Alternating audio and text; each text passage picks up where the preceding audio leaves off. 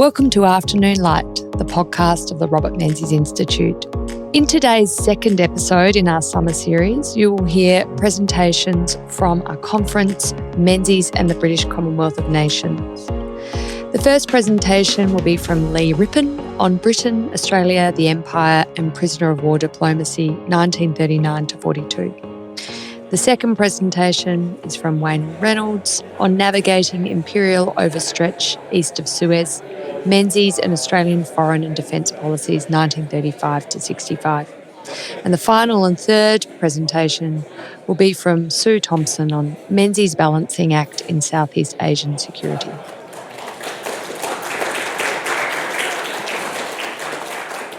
At the outset of the Second World War, the Australian government, led by Robert Menzies, approached its wartime role in the Empire with what Richard Casey called a one-voice theory of policymaking. This approach aimed to present a united position on all foreign policy, including prisoner of war matters. This paper examines Australia's relationship with Britain and the wartime role of Menzies' government, particularly regarding prisoner of war policy, and highlights broader changes in the UK-Australian relationship during the Second World War.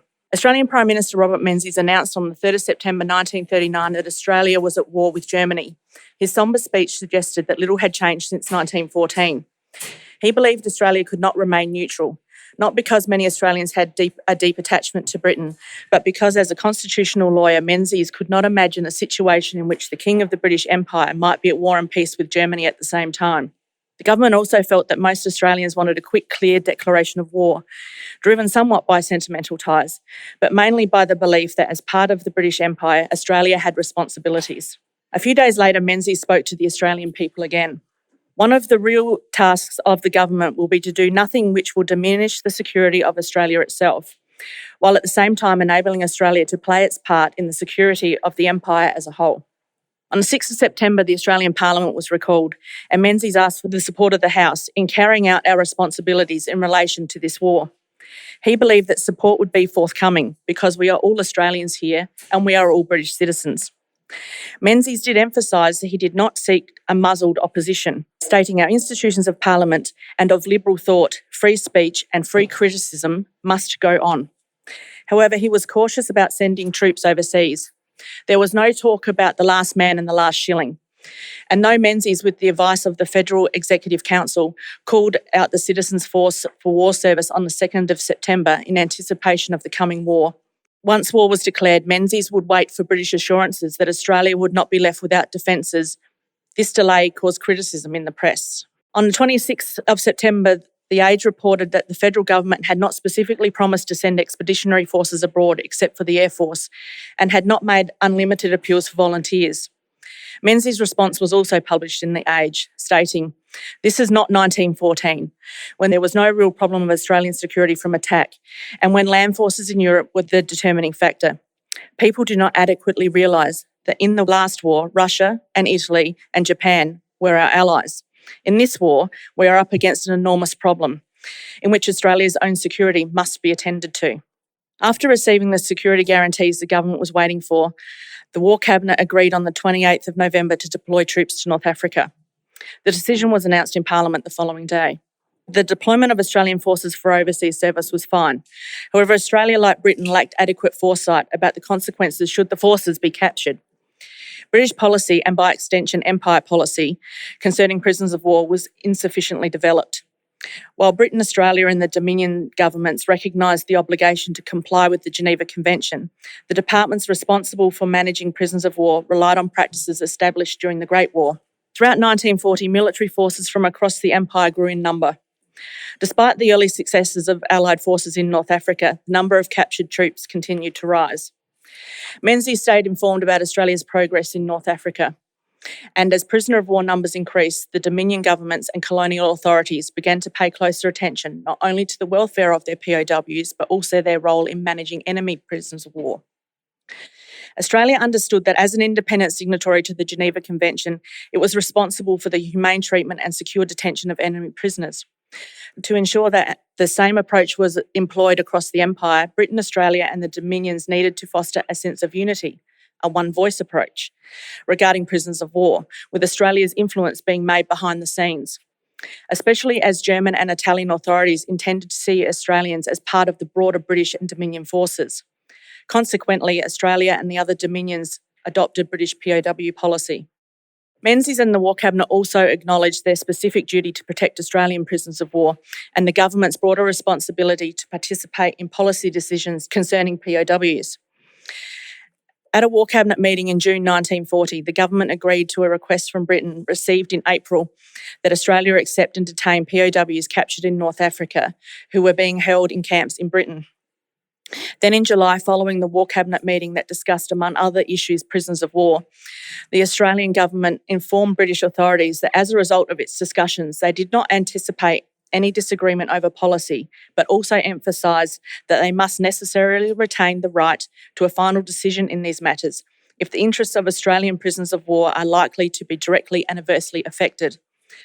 Consequently, any policy proposals regarding POWs were referred to the Australian government via the Australian High Commissioner's office in London for approval.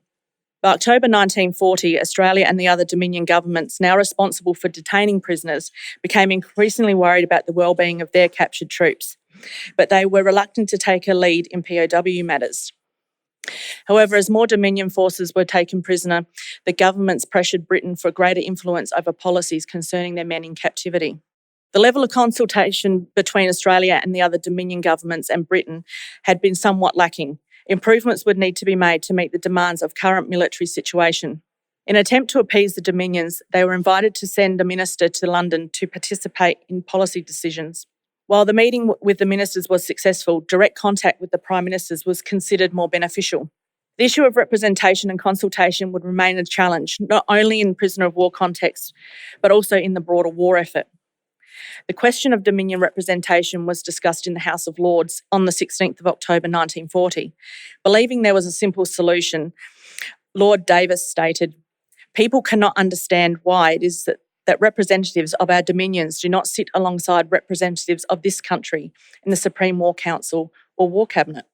During a social occasion in Canberra on the 23rd of October, Prime Minister Menzies and Sir Geoffrey Wishart, the British High Commissioner to Australia, addressed the issue of Dominion representation in London and discussed the proposal of an Imperial War Cabinet, a view that had been continually raised in the Australian press. Menzies explained that the idea would not be practical, as Dominion Prime Ministers could not afford prolonged absences. He suggested that periodic conferences involving all Dominion Prime Ministers could be beneficial. Menzies also conveyed to Wishart that there was a perception within Australia that Britain was keeping the Dominions at a distance in military decision-making and that a meeting of the Prime Ministers would be well received. He also noted that such a gathering would demonstrate the unity of the Empire to the world. It was clear that better coordination was needed among the British, Australian and Dominion governments, as well as the departments handling POW matters. To address this, the Intergovernmental Prisoner of War Committee was formed in London, with representatives from each Dominion government, though not until the 30th of April 1941. At its first meeting on the 5th of November 1941, the chairman, Mr Duncan Sandys, advised the committee that the treatment of POWs was always likely to assume political importance and cause a great deal of feeling if things went wrong. In his view, the committee could carry out an important administrative role regarding prisoners of war by discussing broader policy questions. Despite Churchill's objection to involving the Dominions in wartime policy decisions, it was critical for the British government and the High Commissioners to stay in close contact on all matters relating to prisoners of war to ensure consistency across the Empire. Unfortunately for the POWs and the prisoner of war departments, Churchill appeared to enjoy the tit-for-tat battles with Hitler over POW issues. As a result of Churchill's attitude, Australia would need to take a greater interest in POW policy, with the British government generally hesitant to make concessions on POW-related matters.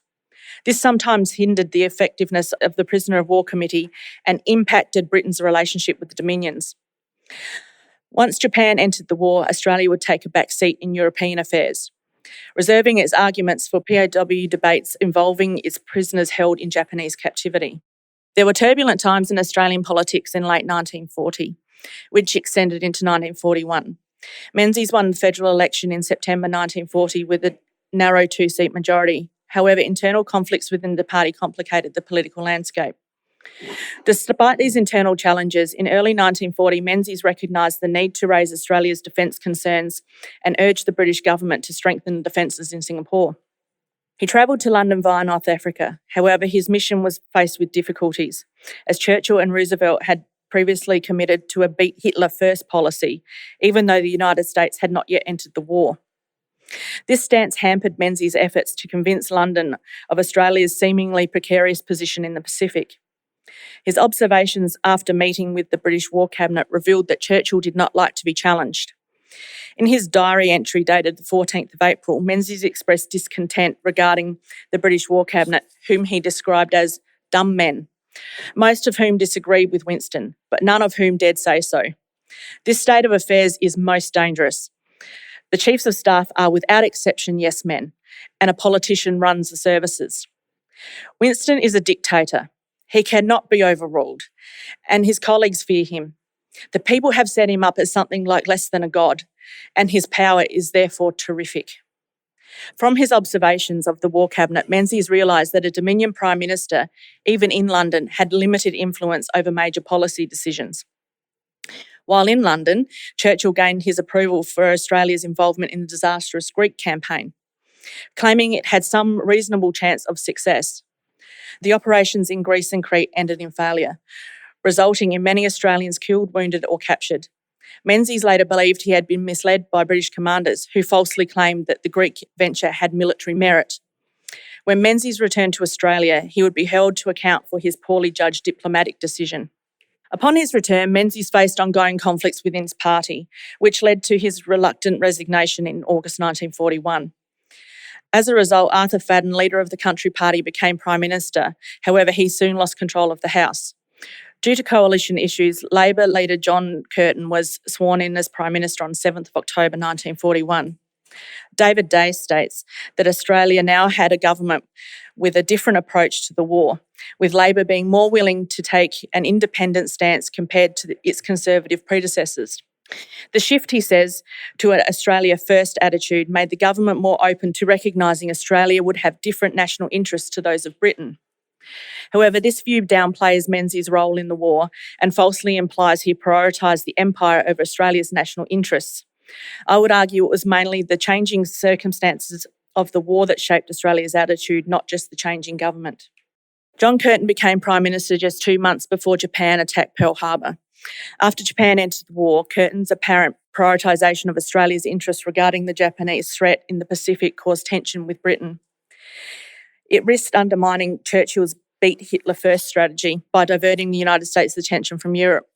Australia realised that London saw it as an expendable outpost, and with worsening relations with Britain, failures in imperial defence and Japan's rapid advance through Asia, Curtin publicly reconsidered Australia's reliance on Britain.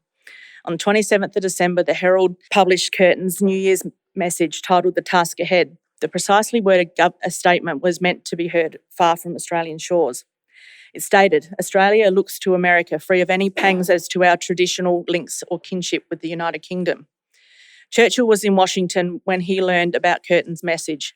Not happy, London accused Australia of overreacting to the Pacific threat. While Curtin made his position public, Menzies, in correspondence with Stanley Bruce as early as December 1939, believed Britain should seek greater support from the United States in the Pacific. To strengthen Australia's ties with the US, he appointed Richard Casey as Minister to the United States in January 1940. Following his New Year's message, Curtin repeatedly called for a more balanced approach to the war effort and advocated for increased resources to the Pacific. Churchill, however, believed Curtin's requests continued to overestimate the threat to Australia. When the Japanese swept down the Malay Peninsula and captured Singapore on the 15th of February 1942, the shock in Australia cannot be overestimated. Newspapers across the country repeated Curtin's words, characterising Singapore's fall as Australia's Dunkirk, signalling the beginning of the battle for Australia, like the Dunkirk evacuation before the Battle of Britain. The fall of Singapore and the bombing of Darwin 4 days later left Australia feeling exposed. The war was now on its doorstep. The expansion of the war into the Far East, essentially Australia's near north, made Australia the primary allied base against Japan, prompting a re-evaluation of Australia's political position, security measures and capacity to protect its national interest. In 1942, the prisoner of war issue also gained prominence in political debates, with Australia changing its position on European policy. Australia would no longer unconditionally support European policy if the safety of Australians in Japanese captivity was at risk. Consequently, Whitehall could no longer expect the same unwavering support for its actions as before. Recognising that the Australian government had shifted its focus to the Pacific, the War Office in London reinforced its policy towards POWs. It emphasised to the Dominion governments the importance of adhering to British policy on the treatment of prisoners of war, stressing that actions taken against enemy prisoners within the Dominions could affect British prisoners of war. In October 1942, a significant problem arose from having a united POW policy, which became obvious during the so-called shackling crisis. Allied prisoners, including Australians, were handcuffed in German camps as a reprisal for alleged breaches of the Geneva Convention on the battlefield by the British and Canadian forces. The Australian government refused to participate in the reprisal and consistently expressed its objection, but appeared to have limited influence over British decisions regarding it. Menzies, then on the opposition backbench, also wrote to Churchill to express Australia's reluctance to participate in the shackling reprisal. He hoped his relationship with Churchill might help persuade him to accept mediation from the protecting powers and the Red Cross to bring an end to the reprisal. Unfortunately, Menzies' letter had little effect, and the reprisal continued until November 1943. The relationship between Britain, Australia and the other Dominions was crucial to the Allied war effort. Both Menzies and Curtin sought greater influence in London regarding policy making during the war, but with Menzies on the opposition backbench from August 1941, it was up to the Curtin and Chifley governments to push Australia's interests. Thank you.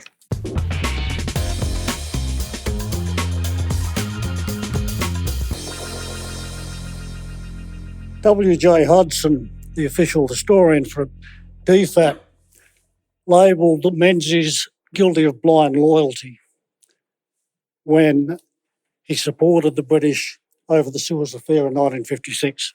What you've got in front of you now is a distribution of the British fleet that greeted Menzies when he came into power in 1935. That's the distribution of the British fleet in 1969, when forces were withdrawn east of Suez. What I want to do briefly in this presentation is have a look at the theme that Menzies from 1935 until 1967, when the first announcement was made about the withdrawal of the British fleet east of Suez, that he actually had a fairly firm grasp on this problem.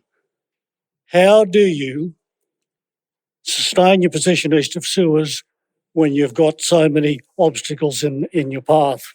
Now, in the 1930s, the obstacles are presented by the Italians, by the Japanese, and by the Germans. Obviously, those ships need to transit the Suez Canal in order to get to the Far East. Menzies is conscious of that in 1935. In 1935, the Italians invade Abyssinia. At that point, the Italians had been reasonably sympathetic to the British and the French in becoming another colonial power in Africa. On this occasion, there were sanctions placed on Italy. Italy had been in the so-called Stresa front with the British and the French. Those sanctions destroyed the Stresa front. In 1936, Italy joins the Axis Pact. Now, at that point, the Australians recognised the problem of the Italians blocking the Suez Canal. At that point, they evolve a policy quite distinctive. Henry Kissinger said in 1935, the British made up their mind to appease the Germans. They should have appeased the Italians. They did the reverse. The Australians did appease the Italians. Lyons, in 1938, intervenes at Munich and advises that Mussolini broker some sort of breakthrough on behalf of the Axis powers, who seem to have been resolved for war, but the Italians aren't. Mussolini, in fact, wants to sustain the position in the Balkans. He sees the Germans as a problem to that if they secure Austria and Czechoslovakia. Now, fast forward to Menzies in 1939. April, Lyons dies. The Italians move into Albania. Menzies cautions the British to adopt a more generous approach to the Italians on the ground that Mussolini was alarmed at the prospect of Germany becoming a Mediterranean power. That view that Italy could be detached was Lyons' view in 1938.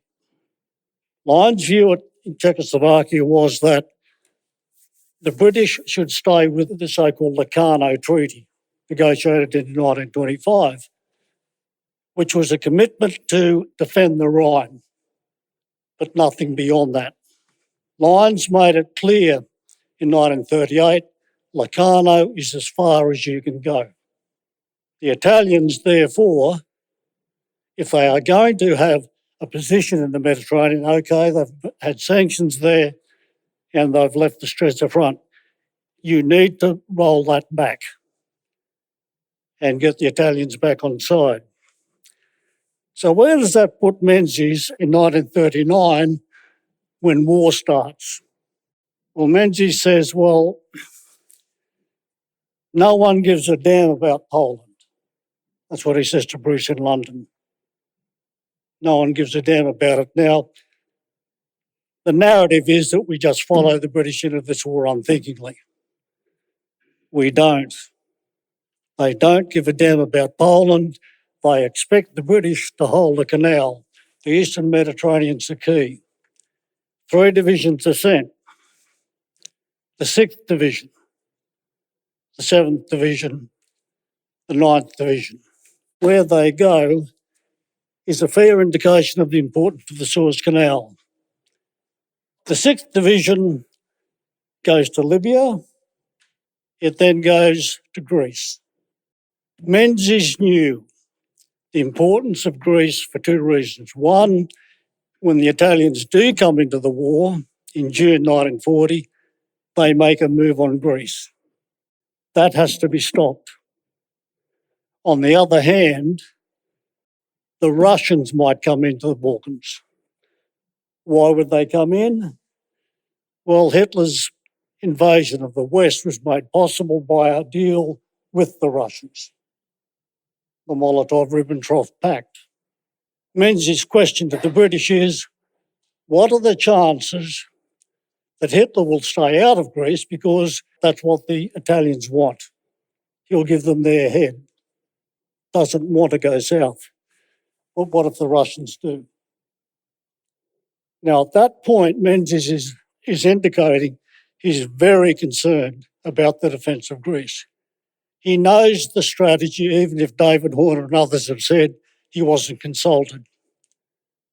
He knows the significance of Greece, but he also knows the significance of Turkey. Britain's priority in the Eastern Mediterranean is to keep Turkey out of the war. Come in if you can, but keep them out of the war. Look at the distribution of the Australian divisions. The 6th Division has gone to Greece. The 7th Division has gone to Syria.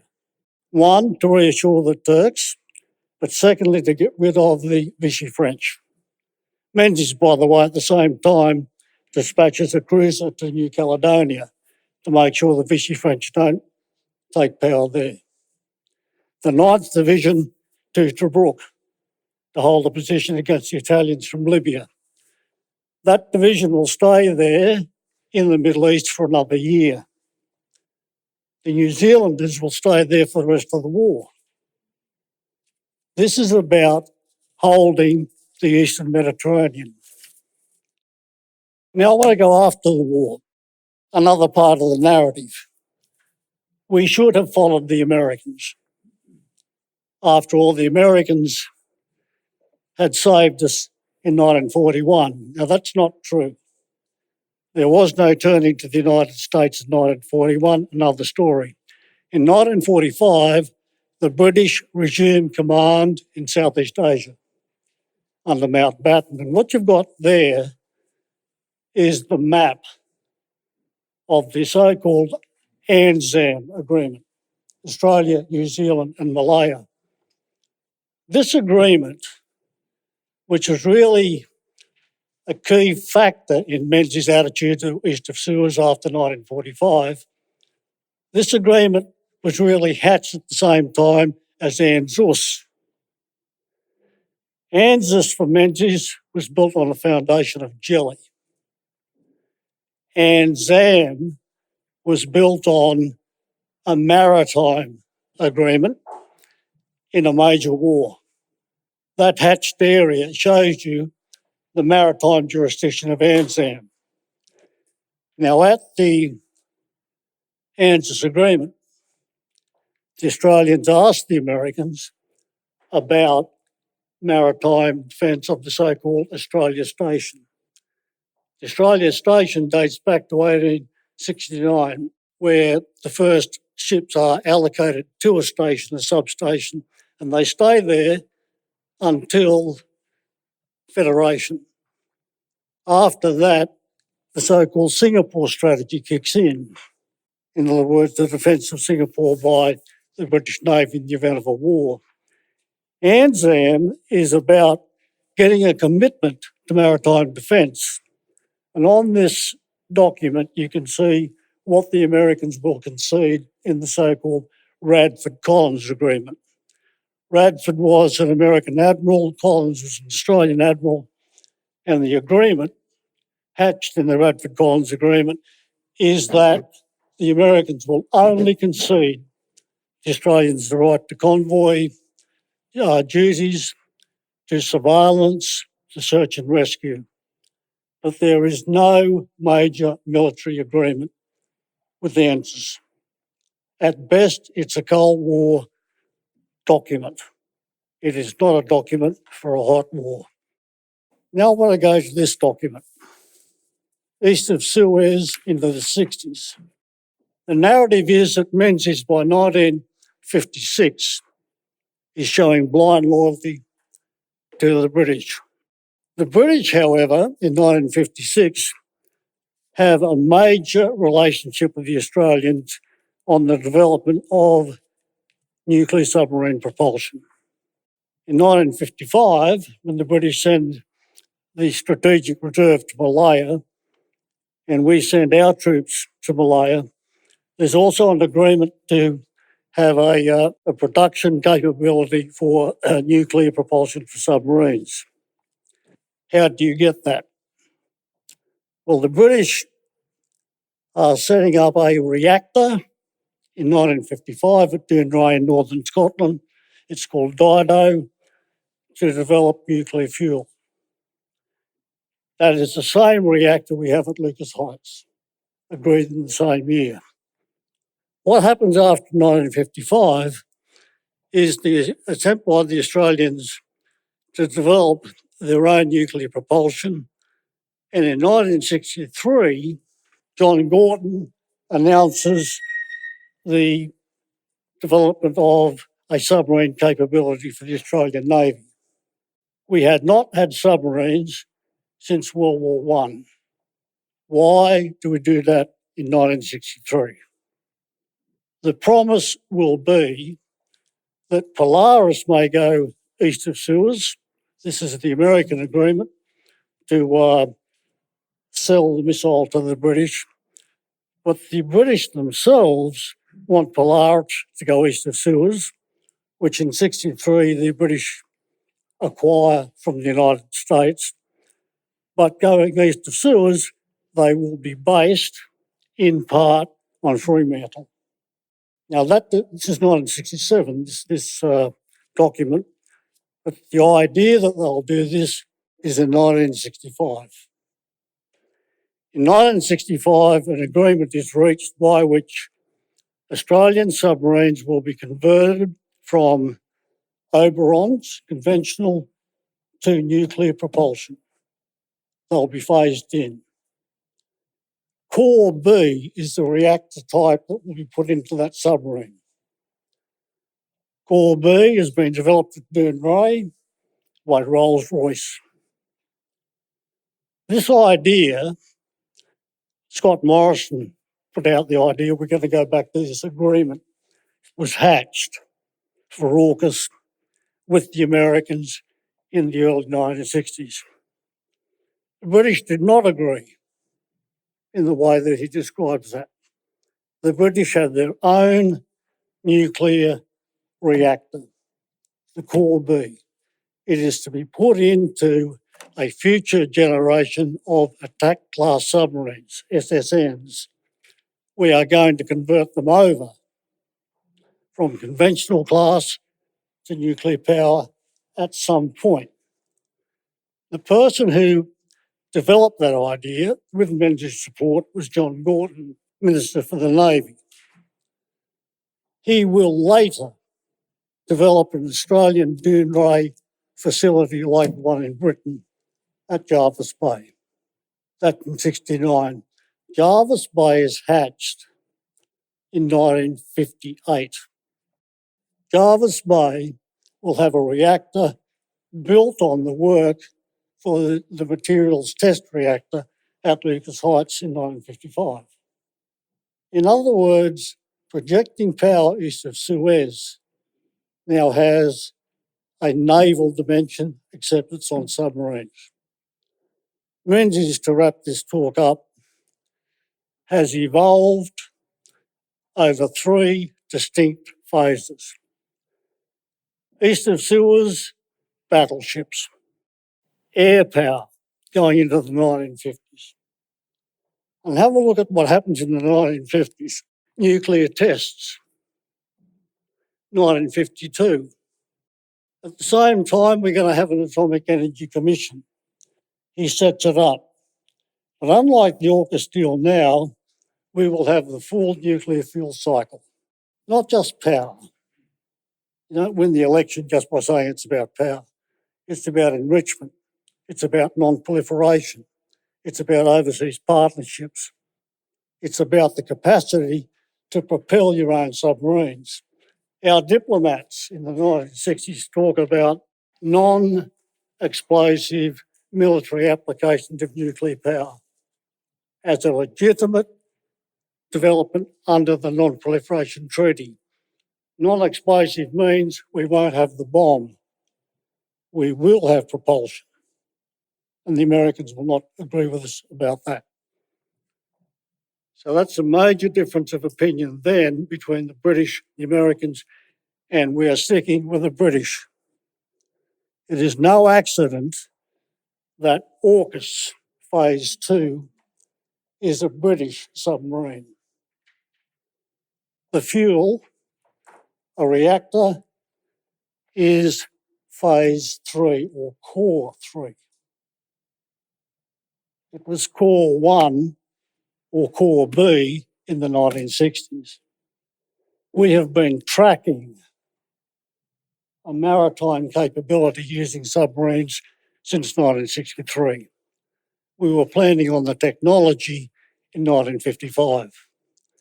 Menzies, in other words, has taken you from naval power using battleships, air power, testing weapons, and finally submarines. And to conclude, what about those tests? Questions we don't ask. Where was the first nuclear test in Australia? Montebello. If you have a look at that map, you'll see Montebello at the top part of Western Australia near Learmonth.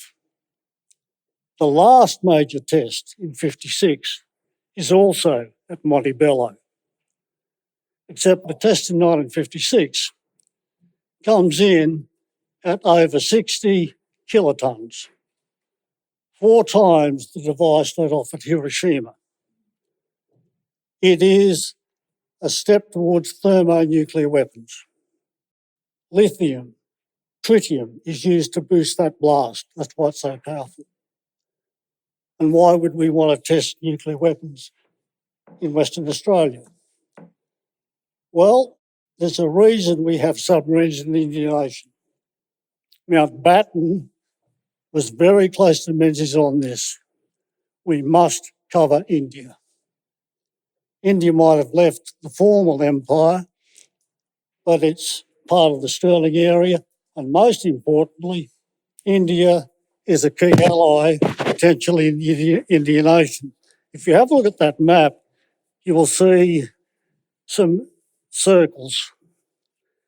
They are the firing points launched from the Indian Ocean, controlled from Northwest Cape, which Menzies approved in 1963, the same year we agreed to take submarines, to get submarines from the British.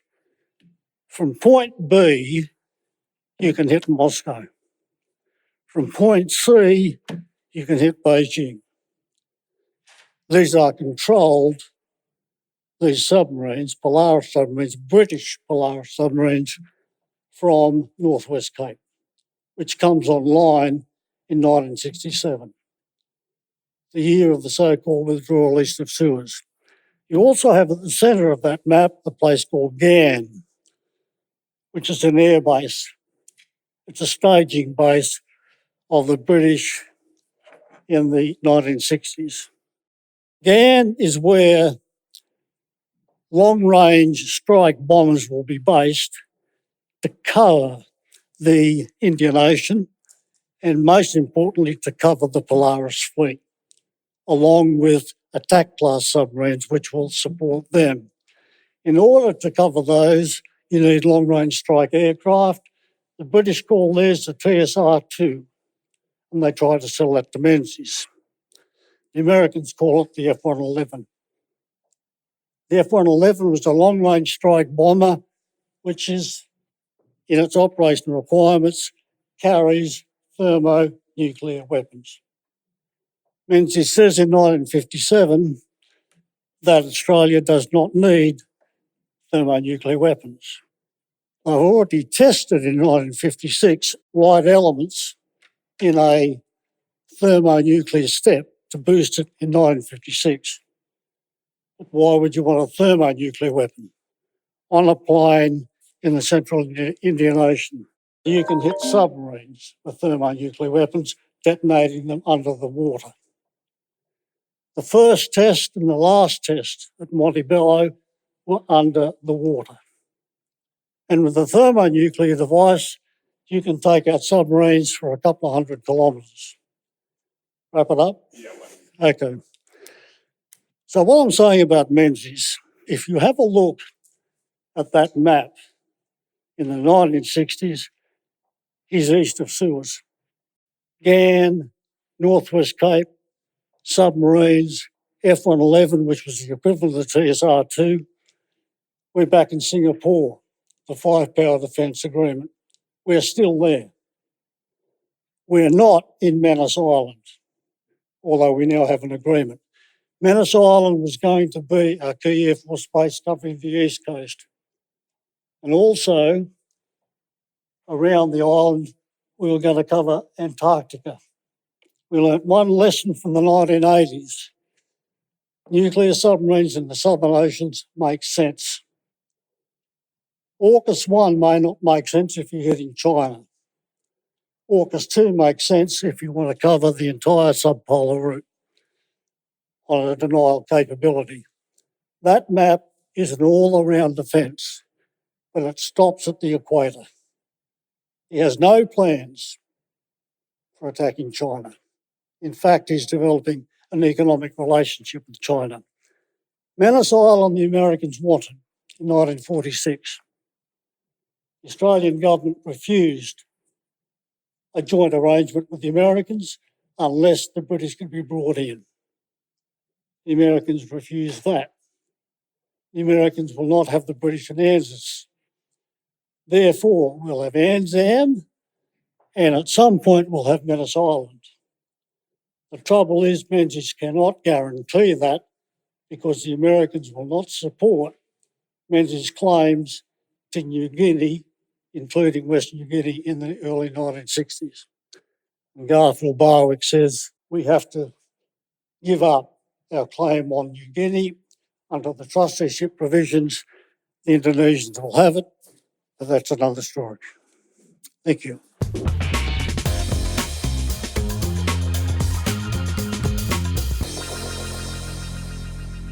So I'm starting mine. There is a bit of a crossover with Wayne's presentation, but I'm actually starting mine in 1952 with the British.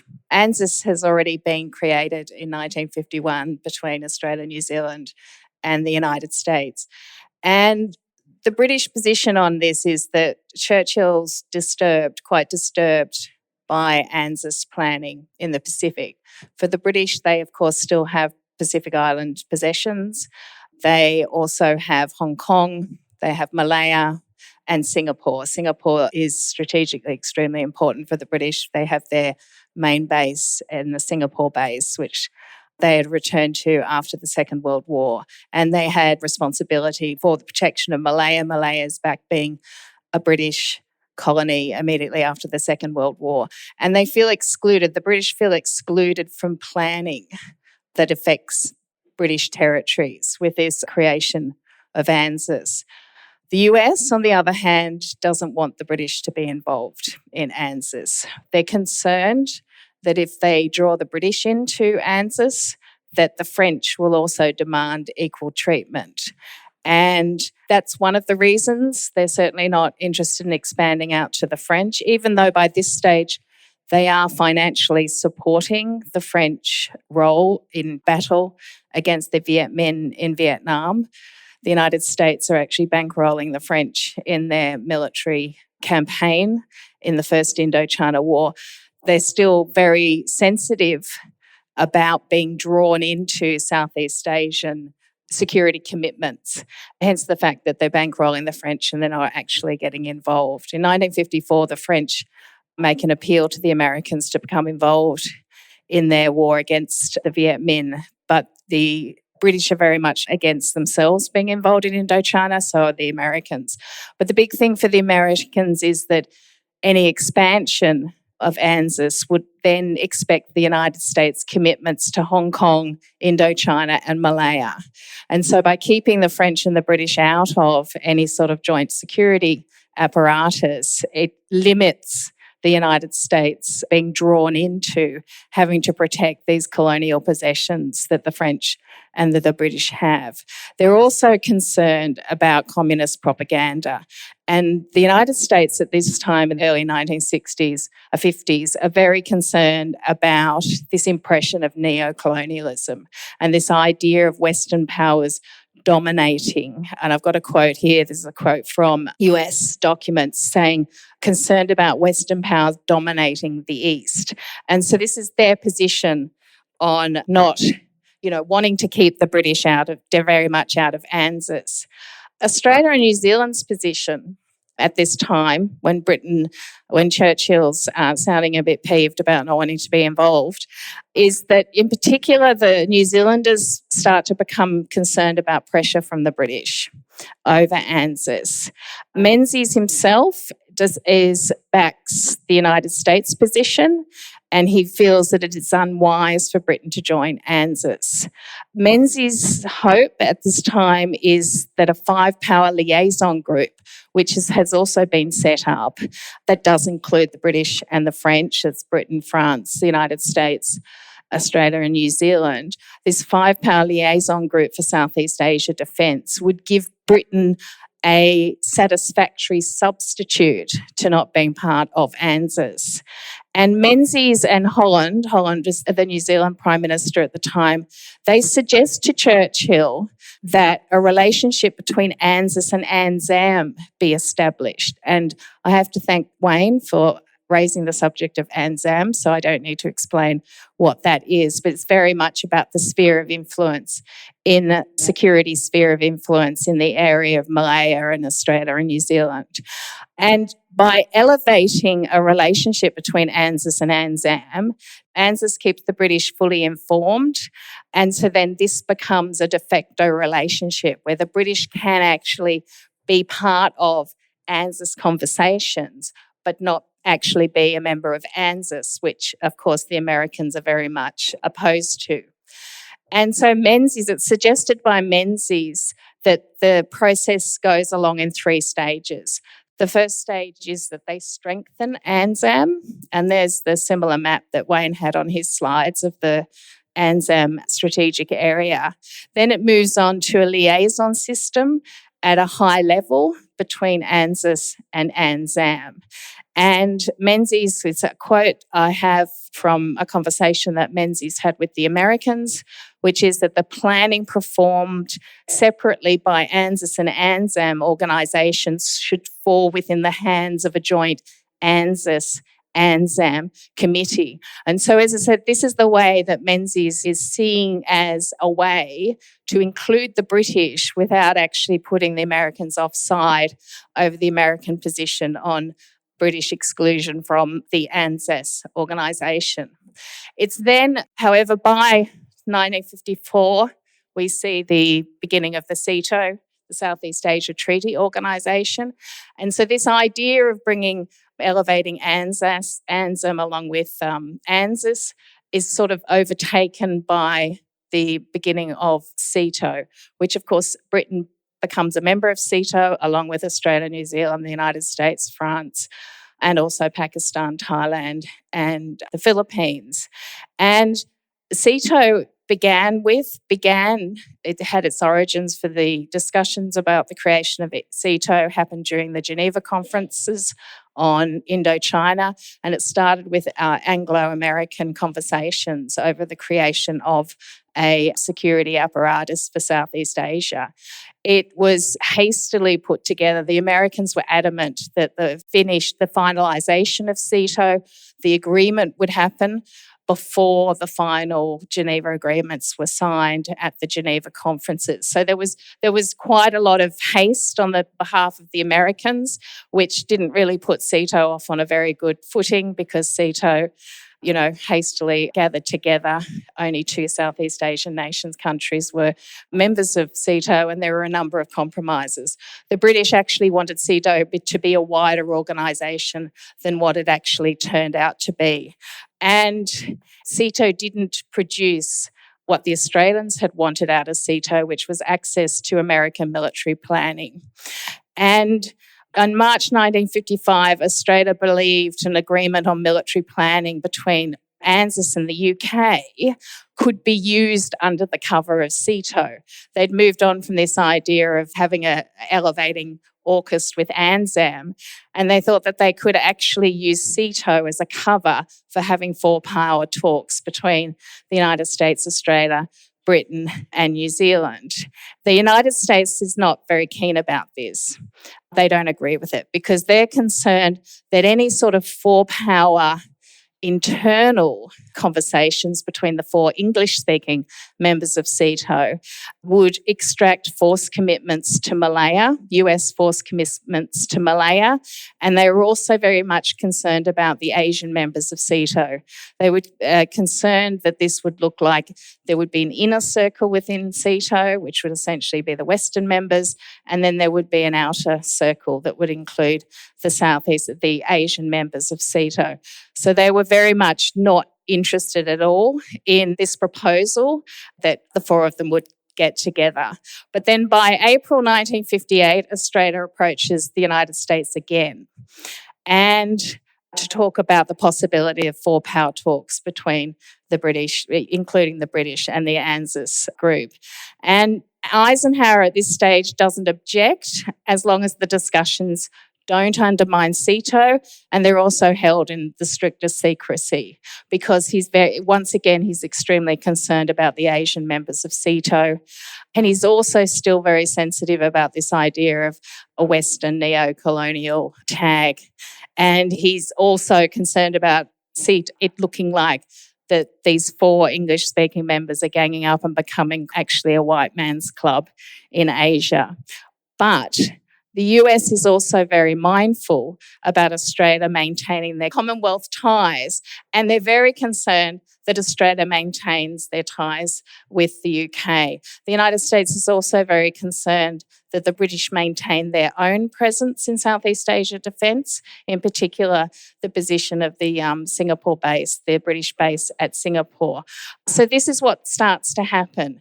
They start to have secret talks, unofficial talks, informal talks between the four nations on Southeast Asia defence. They get together from time to time.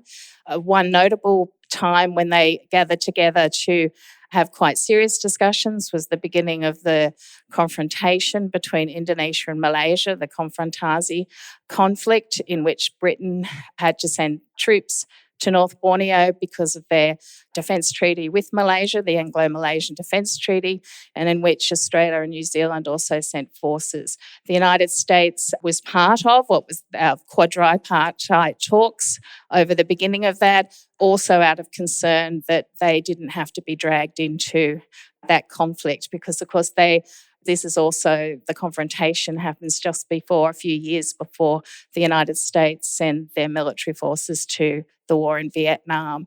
So that was a very notable incident where the four powers got together unofficially.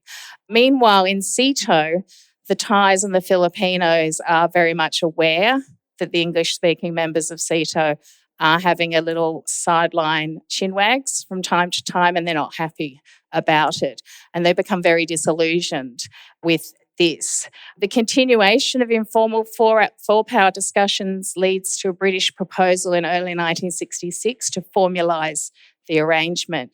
The United States, once again, is still not interested, but they do not reject this idea of discrete four-power discussions, but they do oppose to joint planning and joint commands, which, of course, they opposed during SEATO as well, which was another issue that the Australians had.